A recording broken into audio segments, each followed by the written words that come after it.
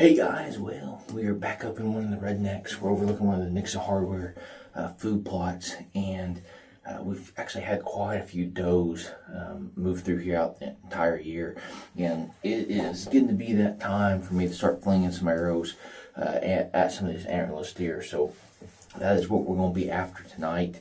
There are some really nice up and coming deer on this piece of property, but just nothing we actually want to target this year. But I do want to do a quick little video over, shooting a buck late season, and really what you need to consider, or at least what I consider in regards to before I pull that trigger on that animal. And number one is, was that deer a target deer at the start of the season? And if so, chances are I'm still going to be coming after him. Now, he may be broken off, but at the same point in time, as long as he's mature, and again, he's a target deer coming right in there, or, maybe a new deer that's very similar, in scoring wise or maturity age wise, based off his body size, then I definitely go for it. But some of these deer that are maybe questionable at the start of the season, they may have jumped up on the hit list for you, but a lot of times, what I'll do is I'll just be extremely patient. I see a lot of 3.5-year-old deer, maybe a few 4.5-year-old deer running through. And I just like to let them go, especially late season. I just think that it's, if you shoot them at 3.5, 4.5, they don't get that extra year, that extra 15, 20-inch jump, typically on those years. And it's just something that definitely can keep in consideration. Now, when it comes to hunting late season, I'm going to be hunting almost exclusively in the evening times.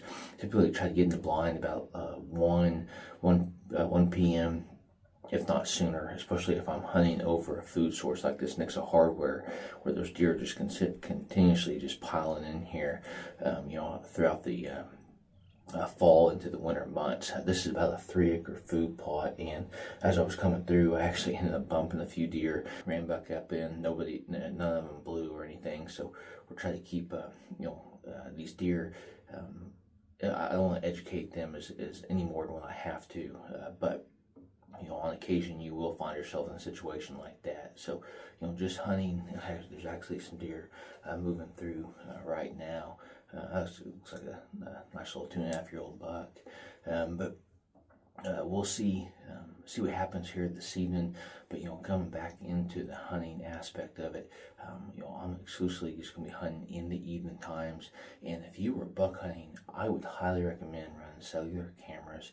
We run a ton of Tacticams, and wait until those deer jump in those food sources before you get in there and hunt them.